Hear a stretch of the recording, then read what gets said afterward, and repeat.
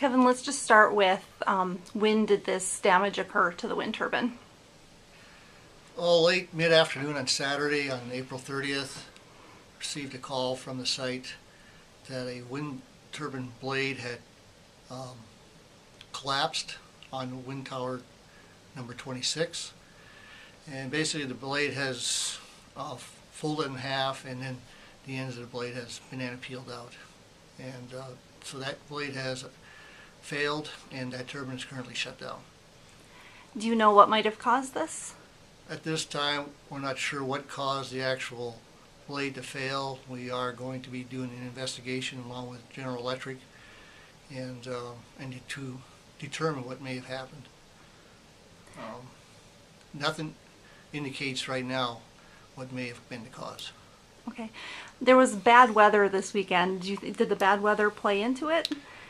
There was bad weather in the area. However, looking at all the wind data that we have, there's nothing to show where we exceeded any kind of wind speeds that were designed for the tower. But typically at 55 miles an hour, the wind turbine shuts down on its own. And we did not see anything exceed those wind speeds at all. It's a General Electric turbine. Is there going to be people from General Electric on site?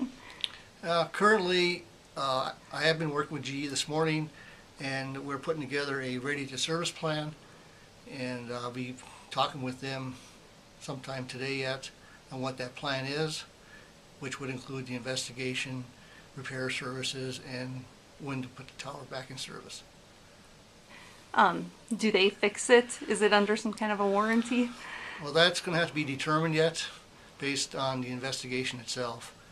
It all depends whether or not it's if it is warranty or if it was Mother Nature, so to speak, that caused it. When I talked to GE, they go, well, we've had blades fail, other places, but I don't know how many thousands of blades they have out in the world and what the ratio is of failure. I really don't know that answer, but I think they do have experience in this area. So what are different types of protections that are on the wind turbines in the case of bad weather? What are some of the different things that wind turbines can do? Well, if a turbine is running normal operation and there's lightning in the area, for example, and if lightning strikes the turbine is designed to take a lightning strike. There is a lightning receptacle at the tip of the blade, and typically that's the highest point of the turbine. So if the lightning does strike, it'll make contact with that lightning receptacle, and then that power travels down the turbine blade inside on a copper cable, and then the tower's grounded itself, so everything goes to ground. So on that part of it, it's pretty well protected. On wind speeds, typically at full load, generator speed is at 1440 RPM, and as the optimum speed for the turbine is 28, 30 miles an hour. As the wind gets higher than that, the blades will pitch themselves to maintain that speed, and the actual blade pitch of the turbine is the primary speed control to prevent overspeeding. And then the secondary would be the actual disc brake on the gearbox itself. So typically the primary speed control is all you ever use, but in emergencies the disc brake would automatically activate on overspeed. Okay.